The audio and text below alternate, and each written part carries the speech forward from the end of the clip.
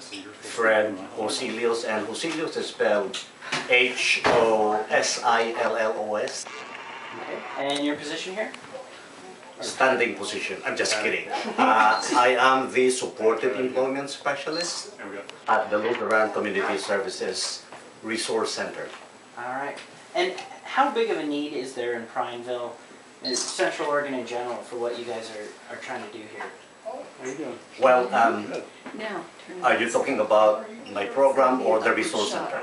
Well, your program, because are you doing the mental health aspect as well and trying to place, or I guess what is it your part of? Okay. there you go. The supported employment program of the Lutheran Community Services is part of a statewide program that actually specializes in helping people who are recovering from mental illness, mental disruption, mental disorder, mental dysfunction.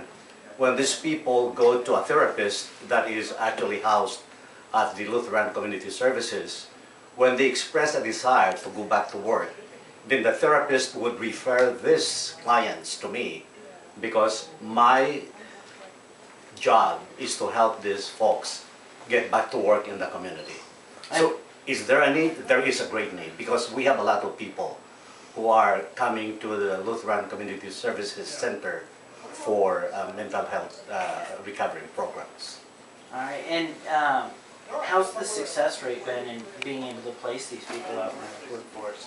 Let me quote some statistics from our 3 previous quarters.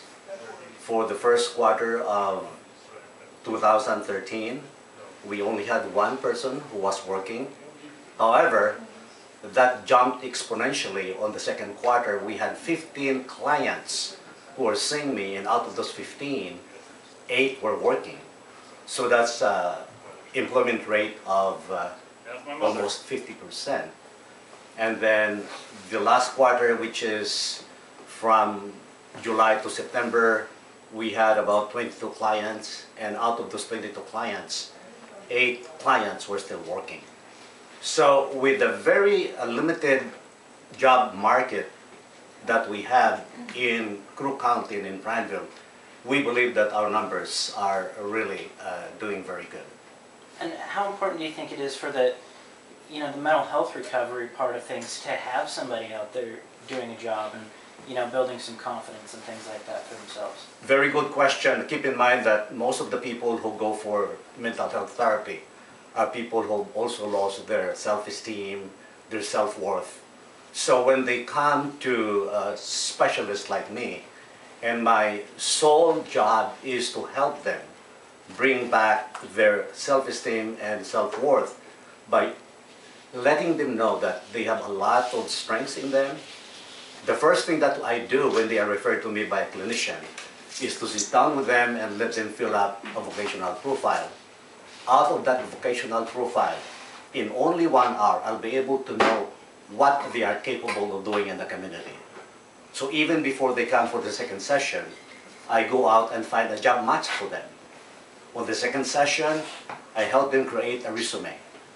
And you may not believe it, but when these people see their qualification and their experience and what they're able to do on paper, it's just like these people's eyes would open so wide and say, I didn't realize I am really good. And I say, yes, you are good. Now, that's part of the therapy. When you bring up their self-esteem and their self-worth, because you put down in paper what they are good at, what they have done good in the past, and the potential they have for getting a good job, that is part of mental health therapy. All right. And I don't know if you can talk about it much, but can you talk about the kind of disorders or problems people are having? Well, I would give you the simple ones that a layperson like me would understand.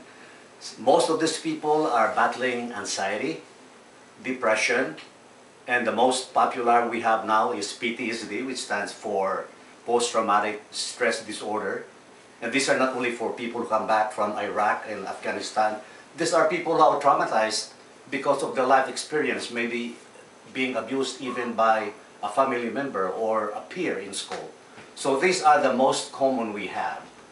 And it is not against our rule for me to say that, Yes, every now and then we have people who are bipolar, people who are schizophrenic. In other words, people who are suffering from psychosis that come into our treatment system. And all of this, the mantra for the supported employment program is no exclusion. So even if I may not fully understand their mental health condition, I have the benefit of working with Brian, with a therapist who will then let me know how to deal with these people. I am not a lone ranger. I work with a team. We work as a team. Supported employment is part of our team approach to bringing recovery back to our mental health patients. All right, is there anything else you want to add or think people should know? Well, I think people should realize that each one of us have potential for getting some mental disorder. In fact, I read somewhere that 1 out of 3 of us, that includes you, if you have 2 brothers, one of you will either suffer from depression or anxiety. So it is something that part of what I do in the community is to destigmatize the stigma that's been attached to mental illness. I would always say that it's no different from cancer. People are afflicted with cancer in the prostate, the breast, the ovary. Well, people are suffering from mental illness are afflicted in their mind. And if cancer is curable, definitely mental illness is also curable.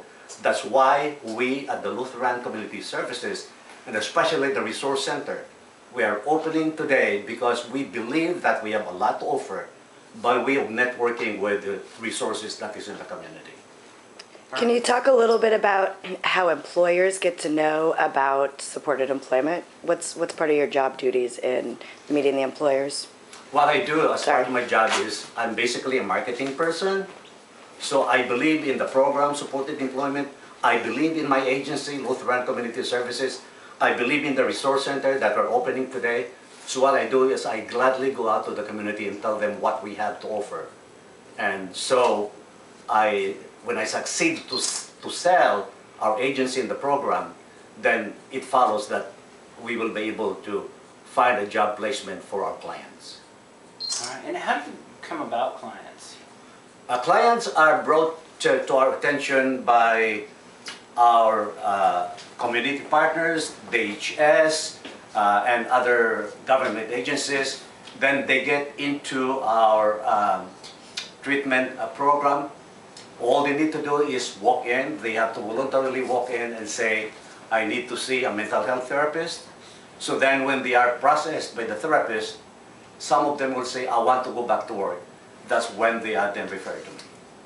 Perfect. I think that's it.